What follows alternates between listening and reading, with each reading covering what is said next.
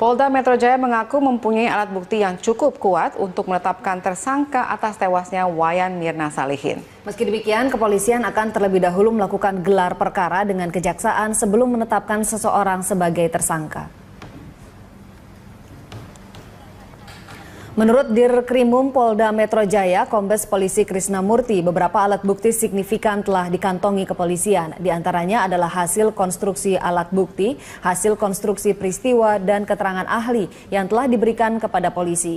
Dalam kasus tewasnya Mirna, kepolisian akan menggunakan teori conditio sine qua non. Teori tersebut umum digunakan dalam kasus hukum pidana. Saat ini polisi telah memeriksa sejumlah saksi dari keluarga Mirna dan teman Mirna, Jessica, yang ikut minum kopi bersama Mirna.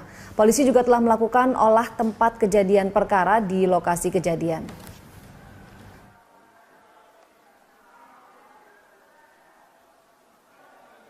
Keterangan terdakwa dalam pembuktian 184 KUHP atau dalam penyidikan keterangan tersangka itu dia bisa diabaikan. Kami menggunakan teori conditio sine qua non ya, yang nanti itu umum dipakai dalam hukum pidana. Konstruksi yang dengan alat-alat bukti yang kami miliki, konstruksi peristiwa yang kami miliki, maka seseorang cukup layak ditingkatkan sebagai tersangka. Namun kami harus gelar atau expose bahasanya dengan jaksa penuntut umum. Kami harus tunjukkan dulu satu petunjuk atau barang bukti yang krusial, signifikan yang kami miliki. Insya Allah kami yakin itu barang bukti itu cukup signifikan dan sekarang sedang diuji. Nanti dari situ apa petunjuk jaksa baru kami kembali untuk lakukan gelar perkara. Pemirsa, Mitra Kukar menang dramatis 2-1 atas Semen Padang dalam laga final Piala Jenderal Sudirman. Mitra Kukar berhasil membawa pulang hadiah sebesar 2,5 miliar rupiah. Setelah kick-off, laga diawali dengan permainan menekan dari Semen Padang. Fendri Mofu dan kawan-kawan tampil agresif. Tekanan Semen Padang berbuah manis saat Fendri Mofu berhasil memanfaatkan umpan silang dari Adi Nugroho pada menit 38. Skor 1-0 untuk Semen Padang. Hasil ini bertahan hingga turun minum. Di babak kedua, Mitra Kukar langsung tampil menekan mengejar ketinggalan. Mitra Kukar berhasil menyamakan kedudukan 1-1 lewat tendangan Rizky Pelu yang gagal diantisipasi Jandi Ake Putra pada menit ke-75. Gol ini memacu semangat anak asuh Jafri Sastra. Kerja keras mereka membawa keunggulan 2-1 lewat terobosan Yogi Rahadian yang berhasil meruntuhkan angan Semen Padang untuk menjadi juara. Skor 2-1 ini bertahan hingga peluit panjang. Pemirsa, Kepala Kepolisian Resort Darmasraya, Sumatera Barat AKBP Lalu Muhammad Iwan membenarkan 2 anggota Brimob Padang Panjang tewas di perkebunan sawit PT Sumbar Andalan Kencana, Muara Timpeh, Darmasraya, Minggu pagi. Polisi yang dikerahkan memburu pelaku berhasil melumpuhkan pelaku.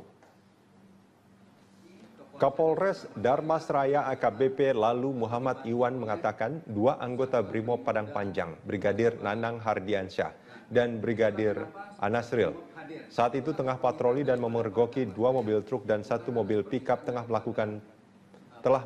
mencuri sawit. Keduanya memberikan tembakan peringatan, tapi pencuri melajukan kendaraannya dan menabrak keduanya hingga tewas. Anggota Polres Darmasraya mengejar pelaku hingga ke Tanjung, Kabupaten Tebo, Provinsi Jambi. Saat ditangkap, kedua pelaku melawan petugas menggunakan senjata tajam hingga 2 pelaku dilumpuhkan hingga tewas. Pada saat mendapati para pelaku tersebut, diminta untuk berhenti, ternyata para pelaku tersebut tidak mengindahkan himbauan daripada petugas kepolisian.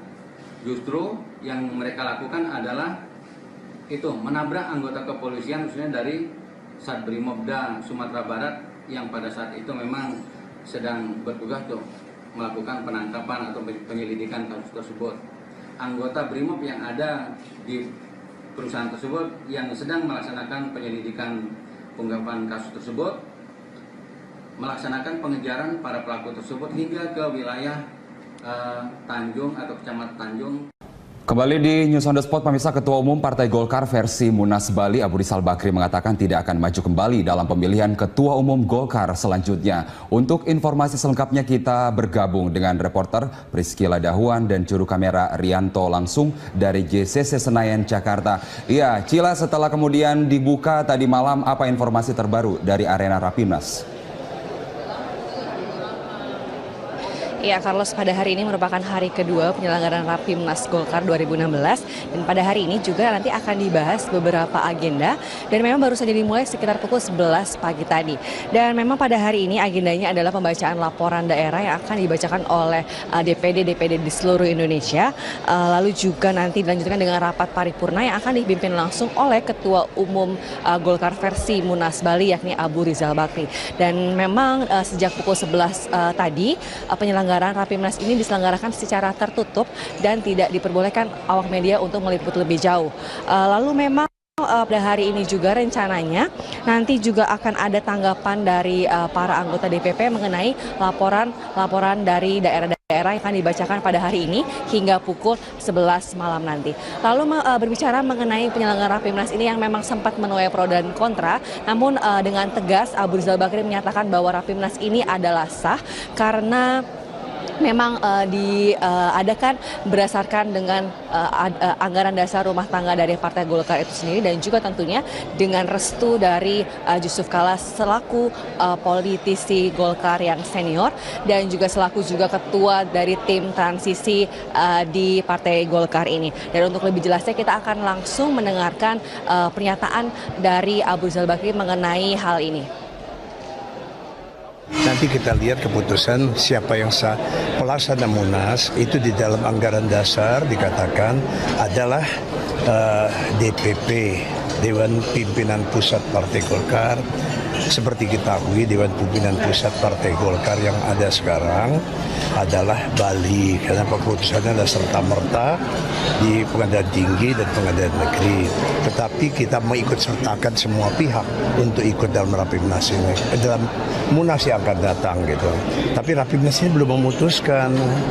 Jadi kita akan putuskan nanti, besok kita lihat keputusan dari Rapimnas. Saya kan hanya mempunyai wacana. Sedangkan kemudian yang lain adalah keputusannya pada daerah dan pada pemegang hak lainnya.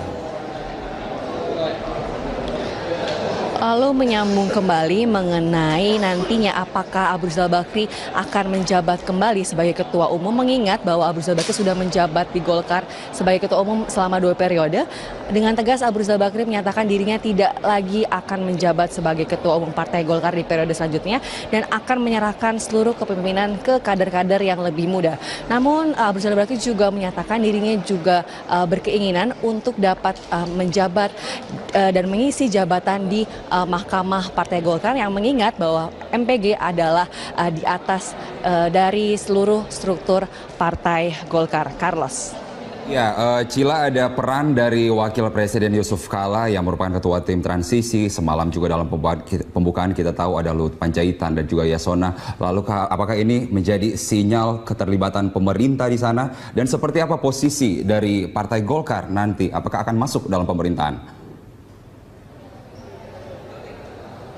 Ya, jika mengingat bahwa semalam hadir Luhut dan juga Yasona dalam pembukaan Rapimnas ini, itu memang menjadi sinyal bahwa Golkar sepertinya akan merapat ke pemerintah. Namun hal ini ditegaskan kembali oleh Abu Rizal Bakri yang menyatakan bahwa memang Golkar akan mendukung pemerintahan Jokowi JK, namun tidak masuk ke dalam struktur pemerintahan. Itu ditegaskan berkali-kali oleh Abu Rizal Bakri yang menyatakan bahwa memang ia akan duduk bersama mendukung pemerintah, namun tidak duduk bersama dalam struktur pemerintahan. Nah, berikut kita simak langsung pernyataan dari Abu Rizal Bakri mengenai hal ini. Saya mengatakan kita duduk bersama mendukung pemerintah, begitu. Bukan berarti duduk di pemerintahan, nggak sama itu. Keluar dari KMP, Pak? Gimana? Keluar dari KMP? Nggak ada dong keluar dari PSA, udah bilang tadi malam kan nggak keluar. Ya, Ega, Gubernur DKI Jakarta tadi mengatakan ia siap jika dipanggil sebagai saksi terkait dengan kasus korupsi UPS ataupun pengadaan UPS terkait dengan dana siluman APBDP tahun 2015. Ahok mengatakan akan siap jika dikonfrontir dengan Haji Lulung terkait dengan pernyataannya bahwa di DPRD lah yang mengusulkan dana siluman terkait dengan pengadaan UPS di sejumlah kota di DKI Jakarta. Dan berikut pernyataan Gubernur DKI Jakarta di Gedung Balai Kota. Jaksa minta bantu kita untuk bantu saksi yang memberatkan. Dikit memberatkan tersangka. Karena kan di situ kita yang bocorin kan, ada permainan kan, termasuk BPKP mengatakan ada siluman. Dan saya juga merasa, saya juga kaget kan. Makanya saya copot inspektorat gitu loh. Saya kaget gitu loh. Inspektorat ngaku sama kita, dulu kan masih ingat kan. Saya minta dia coret yang tidak perlu, lalu dia coret. Kenapa di APBDP tiba-tiba dia muncul? Lalu minta kita di inspektorat. Saya bilang jangan periksa dulu, biar BPKP apa yang lain periksa, dia periksa dulu. Makanya begitu dengar kesaksian di pengadilan, saya tidak tahu gitu loh. Ternyata kepala dinas yang lama, termasuk sekda, tahu loh. Kan di pengadilan ngomong. Nah makanya jaksa pengen saya menguatkan itu. Mungkin setelah itu bisa ada tersangka baru saya kira. Oh saya harus datang dong, saya mau bongkar. Anda menyaksikan News Update pukul 17 waktu Indonesia Barat bersama saya Ani Rahmi. Gubernur DKI Jakarta Basuki Cahayapurnama geram dengan oknum PNS senior yang membuli PNS junior di Pemprov DKI Jakarta. Kasus bullying ini didengar Ahok melalui laporan adanya PNS senior yang melarang PNS junior untuk menggunakan bus jemputan. Bukan dihilangin, Nas. Kan kita tanya sama PNS ya. Ini namanya ngelunjak, saya bilang. Ini namanya betul-betul ngelunjak. Kita kasih bus, pagi-pagi datang. Tanya sama PNS muda, bisa naik nggak? Dibully loh di dalam bus. Sama yang udah duduk, merasa kursi punya dia. Jadi kalau PNS muda dibully, ini pertama. Terus kedua, ada iuran bulanan lagi. 75.000 besok 1.000. Brengsek kan luar biasa nih, ada iuran bulanan. Yang narik iuran siapa Pak? Iya, saya ada grupnya, ada kayak gengnya nih. Udah kayak ada gengnya, kayak membership. Yang muda-muda nggak bisa naik. Dibully karena ini punya si A, si B kursinya. Terus kalau ada yang penumpang biasa, numpang naik boleh nggak? Boleh, dipungutin duit. Ya saya kan taruh mata-mata banyak. Pak, itu iurannya buat sopir. PNS, sopir digaji kok, makanya dia ada permainan. Terus tarik lagi dari penumpang. Nah, itu udah dosanya. Dosa apa lagi? Pemirsa, penyidikan kasus dugaan korupsi pendirian Bank Banten terus dilakukan oleh KPK. Dan untuk kedua kalinya Gubernur Banten Rano Karno diperiksa sebagai saksi dalam kasus itu. Kita akan mengetahui bagaimana perkembangan terkini dari KPK bersama reporter Yul Yanawan dan juru kamera Bobby Tobing langsung dari Gedung KPK Jakarta. Ya Yul, bagaimana perkembangan terbaru dari kasus dugaan korupsi pendirian Bank Banten?